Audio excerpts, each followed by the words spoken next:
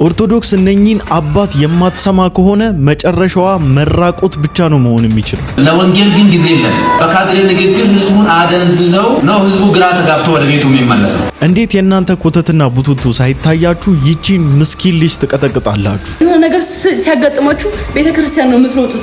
የሆነ ቦታ ስትሄዱ ቤተክርስቲያን እና ቤተክርስቲያን ካሉ እንዴት ታዲያ? አንተ በኢየሱስ ስም በጌታ መሆን ለካ መከራ ነው። ኢቢኤስ ቴሌቪዥን እንዲደርስልኝ በነጻነት ወርቅ በሱ ቦታ እነዚህ ሁለት የፕሮቴስታንት ሰዎች የኦርቶዶክስ ተዋህዶ ቤተክርስቲያንን ክብር የሚነካ ነገር ሲያደርጉ ነበር። ጴንጤ ገዳይና ጠላት ማንም አይደለም። አክሬቤቤ ሲለው ራባጃራባባባ አርጋዱላ ራሱ ጴንጤ ነው። ማንንም እንዳትወቅሱ። ላትፈሩ። ለየትኛውም ጴንጤ ነው ወንጌልን እያስጠቃ ያለው። በልበ ሙሉነት የምመሰክረው እውነቴ ይሄ ነው። ሃሌሉያ። እሱ ነበር በኔ ማፈር የነበረበት። ወንበዴ ነኝ። ክቡሩ አምላክ በኔ ሳያፍር መስቀል ላይ ሞቶ እኔ ማን ነኝ በሱ ላፍር የምችል? የእናንተ ነገር ያበቃለት ነው እንደሚመስላችሁ? ግድ የላችሁ። የኢየሱስ ክርስቶስ ምህረት ግን ይቀጥላል። አለቀ ብትሉ ሰዎች ካላችሁ ያለቀው የእናንተ ነው። የአባት ይቀጥላል። ነገር ግን እግዚአብሔር በምህረቱ ባለጠጋ ስለሆነ ምህረቱ ብዙ ነው፣ ምህረቱ ብዙ ነው፣ ብዙ ነው፣ ብዙ ነው፣ ምህረቱ ብዙ ነው፣ ብዙ ነው። ሰላም ሰላም፣ እንዴት ናችሁ? እኔ ወንድማችሁ ጂሚ ቬሪያው ነኝ። ዛሬም እንግዲህ እንደተለመደው በቆንጆ ቪዲዮዎችና በአስተማሪ ቪዲዮዎች ሰዓትና ጊዜን ጠብቄ ከች ብዬላችኋለሁ። ሁላችሁም እንደተለመደው ቪዲዮን ከመጀመራችሁ በፊት ላይክ እያደረጋችሁ ቪዲዮን ጀምሩ። ሰብስክራይብም ያላደረጋችሁ ሰዎች ሰብስክራይብ እያደረጋችሁ ቤተሰብ ሁኑ። ወዳጅነታችሁን አጠናክሩ። በነገራችን ላይ ሜሪት ሪል ስቴት በመሃል ፒያሳ መኖሪያ ቤቶችን በታላቅ ቅናሽ እየሸጠ ይገኛል። አፓርትመንት በኮንዶሚኒየም ዋጋ ያውም በአራዳ ፓርክና በወዳጅነት ፓርክ መካከል መሃል ፒያሳ ላይ ባለ 1 መኝታ በ3.6 ሚሊዮን ሙሉ ክፍያ፣ ባለ 2 መኝታ በ5.8 ሚሊዮን ሙሉ ክፍያ እንዲሁም ባለ 3 መኝታ በ8.4 ሚሊዮን ሙሉ ክፍያ እየሸጥን እንገኛለን። ልብ ይበሉ፣ የዋጋ የወጣው 100% ለሚከፍሉ ደንበኞቻችን 30% ዲስካውንት ለተደረጉ ቤቶች ብቻ ነው። 10% ከፍለው የቀረውን የግንባታ ሂደት እያዩ መክፈል ለሚፈልጉ ደንበኞቻችን ደግሞ ከ840 ሺህ ብር ቅድመ ክፍያ ጀምሮ እንዲሁም ባለ 3 መኝታ ከ1.2 ሚሊዮን ብር ቅድመ ክፍያ ጀምሮ ይዘንላችሁ መተናል። ይህ ድል የወጣው ለጥቂት ቤቶች ነውና ፈጥነው ይደውሉልን። ሜሪት ፕሮፐርቲስ የመጨረሻ ዙር የማጣሪያ ሽያጭ ላይ ነው የሚገኙት። በ10% ቅድመ ክፍያ መመዝገብ ትችላላችሁ። ይህ እድል በጣም የሚገርም የኢንቨስትመንት አማራጭ ነው። የተሻለ ሰርቪስና የተሻለ ዲስካውንት ማግኘት ከፈለጋችሁ የቤሪያ ፋሚሊ ነን ብላችሁ ሄዳችሁ መመዝገብ ትችላላችሁ። ኮንታክትም ልታደርጓቸው ትችላላችሁ። ቀጥታ ወደ ቪዲዮአችን። አሁን እንደዚህ አይነት ነገር አለ ሶሻል ሚዲያ ላይ። በቃ ይቺ ልጅ እንዴት እንደምታሳዝነኝ። ቤተክርስቲያን ነው የምትሮጡት። የሆነ ቦታ ስትሄዱ ቤተክርስቲያን እና ቤተክርስቲያን ካሉ የት ታዲያ? ቤተክርስቲያን ነው መሄድ ያለብኝ። ከፈጣሪ ጋር ነው መገናኘት ያለብኝ። እሱ ነው የሚቀበልሽ። ማንም አይቀበላችሁም ከፈጣሪያችሁ ውጪ። ስትወርቂ ማንም ቀና ብሎ ያይሽም ከፈጣሪሽ ውጪ። እግዚአብሔርና እግዚአብሔር ላይ ነው መሄድ ያለብሽ። የትም ቦታ መሄድ የለብሽም ሲደብርሽ። ሪያላይዝ አናደርግም። አምላካችን የሆነ ቤተክርስቲያን ስንሄድ ብቻ የሚገኝ የሚመስለን ሰዎች አለን። አይደለም። አምላካችን ሁሌም ከጎናችን አለ። ከስትንፋሳችን ይልቅ ቅርባችን ነው። ግን ይህንን ነገር ሪያላይዝ አናደርግም እና ብዙዎቻችን በከባባድ ጭንቀቶች የት ልግባ ብለን እስክንጨነቅ ድረስ በጣም በከባድ ጭንቀት ላይ ራሳችንን እንጥላለን። አምላካችን ግን ከማንም በላይ እጅግ በጣም ቅርባችን ነውና የቼታችን በሶሻል ሚዲያ ላይ ስፔሻሊ በቲክታክ ፕላትፎርሞች ላይ በአጭር ጊዜ ውስጥ ተወዳጅነትን አተረፈች። አዘሴም ታይም ደግሞ በተለያዩና በትናንሽ ኢመንት በሆኑ ሚስቴኮችና በቀድሞ ህይወቷ በብዙዎች ደግሞ ለመጠላትም ችላለችና አሁን ያለንበት ጄኔሬሽን ሊወዳችሁም ሊሰቅላችሁም ከፍ ሊያደርጋችሁም አዘሴም ታይም ሊጠላችሁም ዝቅ ሊያደርጋችሁም በጣም የፈጠነ ነው። ልቡ ቅርብ ነው ለሁሉም ነገር እና ሁሌም መደገፍ ያለባችሁ፣ ሁሌም መታመን ያለባችሁ፣ በጭንቀታችሁ ጊዜም ልትፈልጉት የሚገባ፣ በጭንቀታችሁ ጊዜ ልትጠጉት የሚገባ መሸሸጊያ ዋሻችሁ አድርጋችሁ አማራጭ አይደለም፣ ምርጫ አይደለም፣ ዋና አድርጋችሁ እንደ ቤታችሁ ቆጥራችሁ ልትሄዱበት እርፍ ልትሉበት የምትችሉት አምላክ ኢየሱስ ክርስቶስ ብቻ ነው። እህታችን ጃኒ አይዞሽ በርቺ ዘፈኖች ምናምን ቢቀሩብሽ ትክክል ስላልሆኑ ማለት ነው። እግዚአብሔርና ዓለማዊ ነገር አብሮ አይሄዱም። በነገራችን ላይ አንዱን ጥሉ አንዱን አንጠልጥሉ አይቻልም። በቃ መጣል አለባችሁ፣ ማራገፍ አለባችሁ። አይ እግዚአብሔር የምህረት አምላክ ነውና ቸር ጌታ ነውና ምህረት የማያልቅበት ጌታ ነውና እንደፈለጋችሁ ኑሩ እንደፈለጋችሁ ተንዘላዘሉ ማለት አይደለም። ወዶናል፣ አፍቅሮናል፣ ሞቶልናል አይደለ? እሱ እንደወደደ ደግሞ መኖር ግዴታችን ነው። አኗኗራችሁንም አስተካክሉለት ለአምላካችሁ ፍቅር ስትሉ። አስገድዶን አይደለም፣ እንደወደደን ገልጾልን ስለሆነ ለፍቅሩ ክብር ስንል እሱ እንደወደደ መኖር ይሁንልን። ጀለስ ግን ጤናማ ነው። ጩፋ ምናምን የሚባል የፕሮቴስታንት እንትን ማን ኤግዛክት ስሙ ጠፋኝና እሱ እንደውም ቸርች ውስጥ ሁሉ ንግግሩ ጀምሮበታል። ማክረቤቤቤ ሲለው ራባጃ ራባባባ ሃርጋዱላ ሲለው ሃርጋዱላ ማክረቤቤቤ ራባጃ ራባባባ ሃርጋዱላ ማለት እዛ የተቀመጡ ፕሮቴስታንት ግን ይታዘበናል ብለው እንደው አይፈሩ። እግዚአብሔር ስሙ የተመሰገነ። አሁን ላይ ምን አለ መሰላችሁ እንደ የኔ ተወዳጅ ፕሮቴስታንት ወንድሞቻችን ጋር ከሞራቴ በፊት እግዚአብሔር ስሙ የተመሰገነ ይሁን። በእውነት ነው የምላችሁ። ከዛሬ 5 ዓመት በፊት እግዚአብሔር ስሙ የተመሰገነ ይሁን። ለምንድን ነው መሰላችሁ እግዚአብሔር ስሙ የተመሰገነ ይሁን ያልኩበት ሪዝም ሶሻል ሚዲያ ከመጀመራችን ከ5 ዓመት በፊት ሁሉም ሶሻል ሚዲያ ላይ ያሉ ፕሮቴስታንቶች በአጠቃላይ ልሳን አዎ መጽሐፍ ቅዱሳዊ ነው ምናምን በዚህ ወጥቶ በዚህ ገብቶ ምናምን ብለው ማይሆኑ ነበሩ። ዛሬ እና አሁንም ማናምን አይነት ልሳን የለም የሚል ፕሮቴስታንትን ፈጥረናል። ክርስቲያኖች ወንድሞች አንተ አይደለም የፈጠርከው። በነገራችን ላይ መጽሐፍ ቅዱስ ስለምናነብ ነው እንደዛ ያለው። በነገራችን ላይ አንተ ሳትመጣ በፊትም ሚዲያ ላይ የሚለፈለፈው ትክክል እንዳልሆነ እኔ ራሴ እናገር ነበረ። አንተን ሳላውቅ በፊት ተጽዕኖ ፈጣሪ ሳትባል በፊት ማለት ነው። እና ባይብል ስለሚለን ነው። እኛ ስክሪፕቸር አለውን ብለን እንደምናምን ታውቃለህ መቼስ። ይሄ አይጠፋም። ስክሪፕቸር አለውን መጽሐፍ ቅዱስ ብቻ እንዴት ትላላችሁ ብላችሁ የምትቃወሙ እናንተ ናችሁ። እኛ ከመጽሐፍ ቅዱስ አሰፍ ፍቅቅ እንደማንል ፍንክች እንደማንልላችሁ እሱን ታውቃላችሁ። እንደውም ልንቃወማቸው ያነሳሳን ዋነኛው ምክንያት መጽሐፍ ቅዱስ ውስጥ የነሱን ድርጊትና ልምምድ ፈልገን ስላጣን ነው። ለዛ ነው ልሳንን በአደባባይ ወይም ደግሞ በጉባኤ መሃል የሚናገር ሰው መተርጎም አለበት። አንለስ አዘርዋይስ ግን ድምፁን ዝቅ አድርጎ ለራሱ ያውራ በቃ ብለን የምንከራከረው መጽሐፍ ቅዱሳዊ ስለሆነ ባይብሊካል ስለሆነ ነው። አንለስ ግን ከዚህ ያፈነገጠ ነገር ከሆነ ይሄን ነገር ለመቃወም ክርስቲያን መሆን መጽሐፍ ቅዱስ ማንበብ በቂ ነው እንጂ ያንተ አካውንት ውስጥ ገብቶ ያንተን ስትዘላብድ ማዳመጥ ኢዝናት ፌር። ባይብል የሚያነብሰው የሚያውቀው ነገር ስለሆነ ማለት ነው። ይሄ ቀላል ነገር አይደለም። እንዲህ አይነት ልሳን የለም መጽሐፍ ቅዱስን አያውቀውም የሚሉ ኦርቶዶክሶችን አይደለም ፕሮቴስታንቶችን ፈጥረናል። አልፈጠራችሁ ቱ ቢ ሆነስት አልፈጠራችሁ፣ ልትፈጥሩም አትችሉ። ምክንያቱም ትክክለኛና ሪል የሆነው ወንጌላዊ አማኝ ከመጽሐፍ ቅዱስ ሐሳብ ስለማያፈነግጥ አንደበቱ ላይ ቃላት እንደመጡት ስለማያወራ እንኳን ልሳን አይደለም ወርድ አማርኛ ወርድ የምናውቀውን የምንግባባበትን እንኳን ቃል ከአፋችን ለማውጣት ስንቴ ነው ሪያላይዝ የምናደርገው? ስንቴ ነው የምንገመግመው?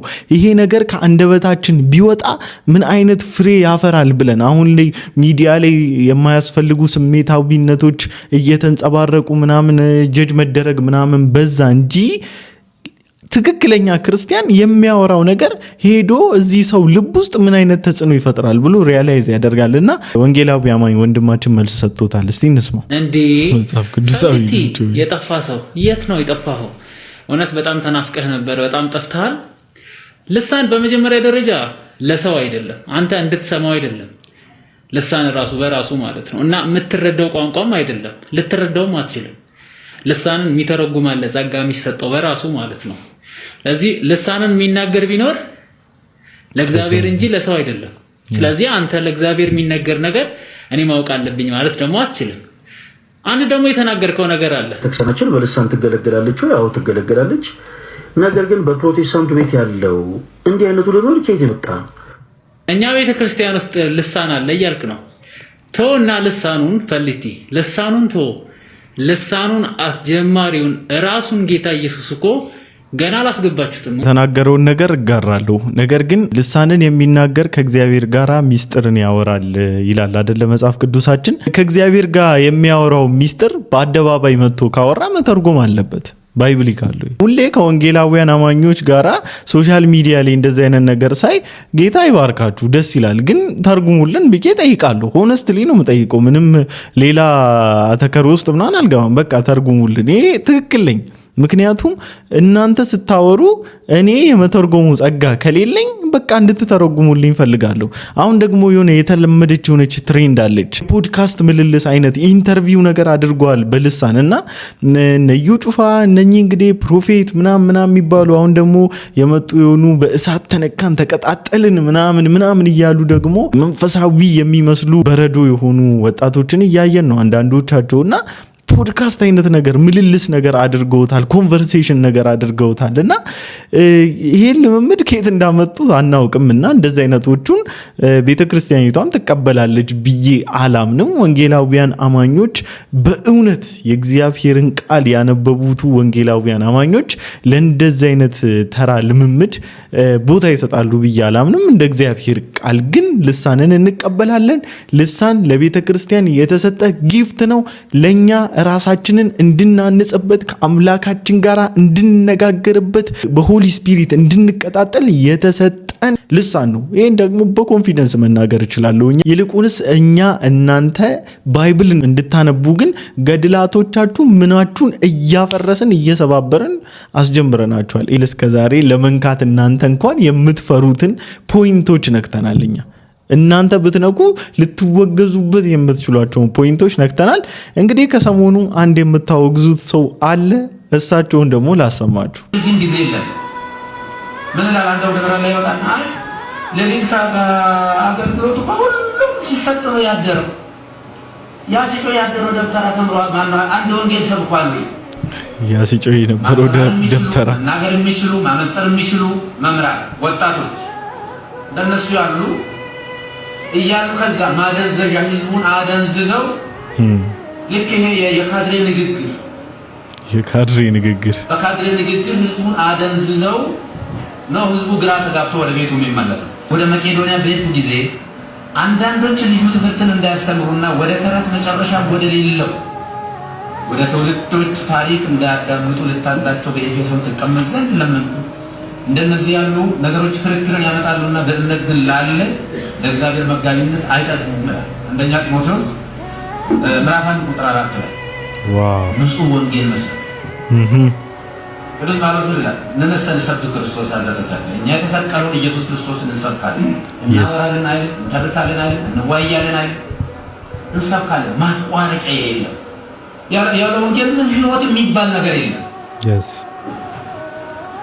ቤትን በሌላ ባቋራጭ ምንም መግባት አትችልም። የእግዚአብሔር መንግስት ወረስ የምትችለው በወንጌል።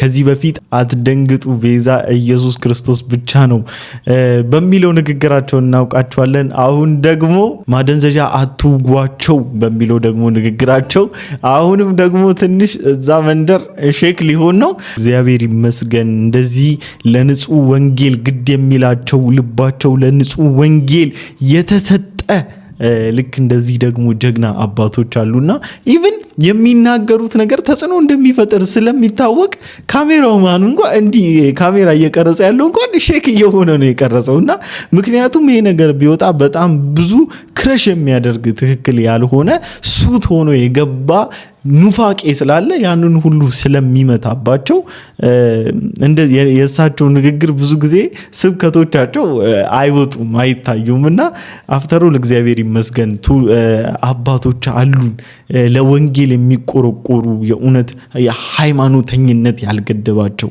ለክርስቶስ ወንጌል ራሳቸውን ሰሚት ያደረጉ ጀግና አባቶች አሉና እግዚአብሔር ይመስገን። ኧረ ያልሰሙ ብዙ ናቸው። ኧረ ያልሰማን ብዙ ነን። በእውነት ስለ ክርስቶስ ያልሰማ፣ ስለ ክርስቶስ ያላወቀ፣ ስለ ክርስቶስ ያልተረዳ ብዙ ነው ማለት ሲኦል አፏን ከፍታ የምትጠብቀው ለሲኦል የተዘጋጀ በጣም ብዙ ነው። የዚህን መንገድ መቀየስ ያስፈልጋል። የሲኦልን በር መዝጋት ያስፈልጋል። መንገዱ እግዚአብሔር ይባርኮት አባ። ሰማችሁ አይደለም? እንግዲህ ይሄ ነው እውነቱ። ከራስ ቤት ከራስ መምህር ከራስ አባት ሲነገር እውነት እንደዚህ ደስ ይላል። እነዛ እየተበዩ ነው። እነዚህ ቲክቶዶሶች ማለት ነው። እንግዲህ ያው ኦርቶዶክስ አንላቸውም ቲክቶዶስ ነው የምንላቸው። ምክንያቱም የራሳቸውን ኪንግደም ነው የመሰረቱት። ባይዘዌ ሪያሊቲው ምድር ላይ ካለችዋ ኦርቶዶክስ እጅግ በጣም የሚለይ ነው እና እንደውም ስታይዋቸው ማለት ነው በነገራችን ላይ ቲክታክ የሚጠቀሙ ኦርቶዶክሳዊ ጴንጤዎች ነው ይመስሉት። ከበሬን ነው። ምክንያቱም ምንም አይነት ነገር ጠይቋቸው ከመጽሐፍ ቅዱስ ውጪ ምንም ጥቅስ አይጠቅሱላችሁ። ግን መተውኛ ምን ይሉናል? መጽሐፍ ቅዱስ ብቻ እንዴት ትሉናላችሁ? እንዴት መጽሐፍ ቅዱስ ብቻ?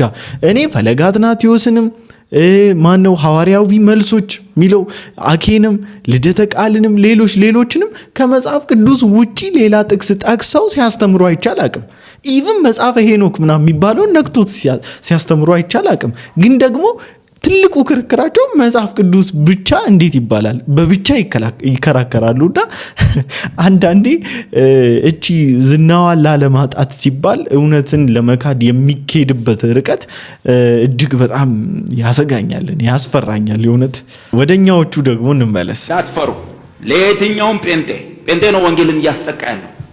ለየትኛውም ጴንጤ ማንም ይሁን ማን ደህንነት የተፈጸመች የባለፈው የዛሬ የምትመጣ ኃጢአት በኢየሱስ ላይ እንደተጣለች ሳትፈራ ንገረው። አትሸቅጡ። በኢየሱስ ላይ የወደቀው የባለፈው የዛሬው የሚመጣው ኃጢአት በደል መተላለፍ በሙሉ ነው። ከዚህ በኋላ ያለው የመዳን ንስሐ አይደለም። ንስሐ ሁለት አይነት ስለሆነ የመዳን ንስሐ ወይም እኛ ሀገር ላይ ጌታን መቀበል የሚባለው በሕይወት ዘመን ስንቴ የምትፈጽመው? አቤት አንዴ ነው የምትፈጽመው። ጌታን ስንቴ ነው የምትቀበሉት? አበበ በጌታ ነበረ ያገለገለ ነበር ወይ በጌታ ቤት ቆየ። ከዛ በኋላ ትንሽ ከቸርች የዓመት ረፍት ወሰደ። አስቴር አወቀን ሲያዳምጥ ቆየ። አላዋጣ ስትለው መጣ። ጌታን ይቀበላል አይቀበልም? ይቀበላል። የመዳን ንስሐ ወይንም ሐዋርያት ሥራ 2 ላይ ያለው እንድን ዘንድ ምን እናደርግ ንስሐ ገቡ የተባለው እሱ ማለት ነው። የመዳን ንስሐ በጴንጤ ቋንቋ ጌታን መቀበል የሚባለው ስንቴ ነው? አንዴ ነው። ሄደ በመጣ ቁጥር ጌታን አትቀበል። ይሄ መዳን ንስሐ ነው። የመዳን ንስሐ ውጤቱ የዘላለም ሕይወት ለማግኘት ለመዳን የቀረው የብረት ንስሐ ነው። ፌሎሺፕ ማደስ ነው ከቤተ ክርስቲያን ጋር በጎንዮሽ እንደገና ደግሞ ከእግዚአብሔር ካሉ በረከቶች ጥቅማ ጥቅሞች የምናገኘው ነው። እሱኛው ንስሐ ደግሞ ተሰብስቦ ማልቀስ ነው። ማልቀስ ነው ነው እውነተኛ ንስሐ ጸጸት የሌለበት ድርጊት ነው። ኃጢአት ማለት ስፍራን መሳት ወይንም ሚሲንግ ማርክ ነው አይደል? ማርክን መሳት ከሆነ ንስሐ ማለት ወደ ማርክ መመለስ ማለት ነው። ቋይር ነበር ከዛ የት እንደሆነ ሄድክ ስትመጣ ማለት እዛው ያለህበት ቦታ ሆነ ማልቀስ አይደለም ንስሐ። እኔ እኮ ድሮ ቋይር ነበር እንዴት ያለ አገልጋይ ነበር ዛሬ እዚህ ቦታ ምናምን አይደለም። እንደዛኛው ልጅ ቀጥታ መምጣት ነው። ወደዚህ መምጣትና ቦታ መያዝ ነው። ቤዚክሊ ንስሐ ማለት መመለስ ማለት ነው አይደለ? መመለስ ማለት ነው። በቃ የምንሄድበት መንገድ ትክክለኛ መንገድ አይደለም። ስለዚህ ከዛ ትክክል ካልሆነው መንገዳችን መመለስ፣ መድረስ ወዳለብን ዲስቲኔሽናችን መድረስ። በቃ ትክክለኛው ንስሐ ያ ነው። አንድ ቦታ ቆሞ ማልቀስ አይደለም ነው። በቃ ከቦታው ላይ ፈቀቅ ማለት አለብህ።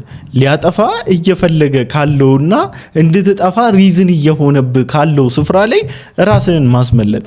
ይህ ቪዲዮ በቀጥታ ለኢቢኤስ ቴሌቪዥን እንዲደርስልኝ ማኔጅመንቱ ማለት ነው ሁላችሁም ሼር እንድታደርጉ ጠይቃለሁ። ክርስቲያን ኒውስ የሚል የፕሮቴስታንቶች የፌስቡክ እንትን ነውና የቤተሰብ ጨዋታን በነጻነት ቦታ በነጻነት ወርቅነህ በጣም የምንወደው አርቲስት ነበረ፣ የምንወደው የቤተሰብ ጨዋታ መሪ ነበረ እና እሱ ካለፈ በኋላ አሁን በሱ ቦታ እነዚህ ሁለት የፕሮቴስታንት ሰዎች እንዲሰሩ እንዲገቡ ቅስቀሳ እያደረገ ነው። አንዳንዶች ቪዲዮም እየሰሩ ወይ ሸዋፈራው ወይ እንዳልክ ይስሩት የሚል ቅስቀሳ እየተደረገ ነው። ይሄ ጉዳይ የሃይማኖት እንደሆነ አላውቅም። የሃይማኖት ነው የሚልም አንድም ነገር ሰምቼም አላውቅም። ሆን ተብሎ ግን ቅስቀሳ እየተደረገ ነውና እኔ ለኢቢኤስ ሰዎች ማስተላልፈው የሃይማኖት ካልሆነ ከነዚህ ሰዎች እንደትርቁ። አንደኛ ለምን ሲባል የመጀመሪያው እነዚህ ሰዎች በቀጥታ ሰፊ ቁጥር ያላት የኦርቶዶክስ ተዋህዶ ቤተክርስቲያንን ክብር የሚነካ ነገር ሲያደርጉ ነበር። ከዚህ በፊት በኢቢኤስ በሰይፉ ፋንታው ላይ ቀርቦ የኛው ሰው ማለት ነው ይቅርታ እስከመጠየቅ ደርሷል። ኦርቶዶክሳውያንን የሚያስከፋ ነገር ሲናገር ነበር። እንዳልክ የተባለው አንድን የቤተክርስቲያን አባት ላይ በምታዩት መልኩ ሲሳደብ የነበረ ከዚህም በላይ ብዙ ነውሮችን ሲያደርግ የነበረ ሰው ነውና የሚወክል ነው ብዬ አላስብም። አይ ለኦርቶዶክሳውያን ቦታ የለንም እስካላለ ድረስ ማለት ነው የቴሌቪዥን ጣቢያው ከእንደዚህ አይነት የሃይማኖት ዘረኞች እንድትርቁ ማሳሰብ ፈልጋለሁ። አስመሳይ በጣም ብዙ ሰው አለ። በጣም ብዙ አስመሳይ ሰዎች አሉ። አሁን እንደዚህ የሚንጫጩት የእውነት ኢቢኤስ ቲቪን የሚያዩ አይመስሉም። ከስልካቸው አይናቸውን የማይነቅሉ ሰዎች አስመሳዮች ናቸውና አክቹአሊ እኔ ሸዋፈራውም ሆነ እንዳልካቸው ዘነበ በጭራሽ ኢንቮልቭ እንዲያደርጉና ወደ ቲቪ ቻናል እንዲመለሱ አልፈልግም። በቃ የያዙትን እውነት ይዘው እንዲቀጥሉ ነው ፈልገው። ወንጌልን መመስከር ነው ያለባቸው። ያኔ በዓለም ሳሉ እንዳልካቸው ዘነበ በሚጨፍርበት ጊዜ፣ በሚደንስበት ጊዜ፣ በሚጠጣበት ጊዜ፣ በሚጨብስበት ጭሰት ውስጥ በነበረበት ጊዜ በዛን ጊዜ ይወዱት ነበረ። አንድም ሰው ተቃውሞት አያውቅም። አንድም ሰው ስፒሪቹዋል ወደ ስፒሪቹዋል ህይወት እንዲመለስ አንድም ሰው ቪዲዮ ሰርቶበት አያውቅም። ልክ አሁን በጌታ ሆነና ልክ የሆነች ሙቭመንት ውስጥ ሲገባ ግን ልትጎራበጡት ፈለጋችሁ። የሥራ መንገዶቹን የሥራ በሮቹን ሁሉ ልዘጉበት ወደዳችሁ። ክፋታችሁ እግዚአብሔር ይገሰጻችሁ። ሲቀጥል ነገሮችን ሁሉ አመናፍሳችሁ ትችላላችሁ። ጴንጤዎችም አንዳንዶቻችሁ ችግር አለባችሁ። ምንድነው የሚጠቅመው? ሸዋፈራው ገባ እንዳልካቸው ገባ። ምንድነው ጥቅሙ? ማለት እዚህ ጋራ ምንድነው ቤኔፊቱ? በነገራችን ላይ የሚጠቀሙት እነሱ ናቸው እንጂ ወይ ወንጌል አይደለም እዛ ቦታ የሚሰበከው። አክቹአሊ ነፃነትን የሚያክል ሰው አለ፣ ያን ቦታ የሚተካ ሰው አለ ብዬ አላምንም። ግን ደግሞ ፕሮግራሙ ሰስቴን ማድረግ ስላለበት መቀጠል ስላለበት ቀጣይነት የሚጠበቅበት ፕሮግራም ስለሆነ ቢቀጥል ደስ ይለኛል። ነገር ግን ከሁለቱም ከሃይማኖት ዘርፍ ከሶስቱም ከሙስሊምም ከኦርቶዶክስም ከጴንጤም ገለልተኛ የሆነ ኤቲስት ማለት አይደለም ኢንቮልቭ ያላደረገ ነገር ግን መንፈሳዊ ህይወቱም በግሉ የያዘ ሰው ቢሆን ደስ ይለኛል። አለስ አዘርዋይስ ግን እንደዚህ አይነት ነገሮች ቁርሾ ነው የሚፈጥሩት፣ አለመግባባትን፣ ጸብን ነው የሚዘሩት። ስለሆነ አስፈላጊ አይደለም። ጌታ ኢየሱስ ክርስቶስ አምኜ ከሰይጣን አመለጥኩኝ። አሁን አትያዝማራ ያዝማምልጫለሁ። ዋው አብረና መልጠታያዝ አመለጥኩት ማላውን ቃል ኪዳኑን አፈረስኩት። እግዚአብሔር ይመስገን። ደስ ይላሉ። ጌታ ቆንጆ ኮንተንት ነውና አባቶቻችን በርቱልን፣ እንወዳቸዋለን። እንኳን ኢየሱስ ክርስቶስ አስመለጣችሁ። ክብር ለመድኃኔዓለም ይሁንለት። ስትዘምርም መከራ ነው፣ ስትሳደብም መከራ ነው፣ ስትዘልፍም መከራ ነው፣ ሐሜት ውስጥ ስትገባ መከራ ነውና እንዴት መኖር እንዳለባት ግራሁን ላይ የገባት ይመስለኛል። ስሰማው እንባ የሚመጣውን መዝሙር ላሰማችሁ።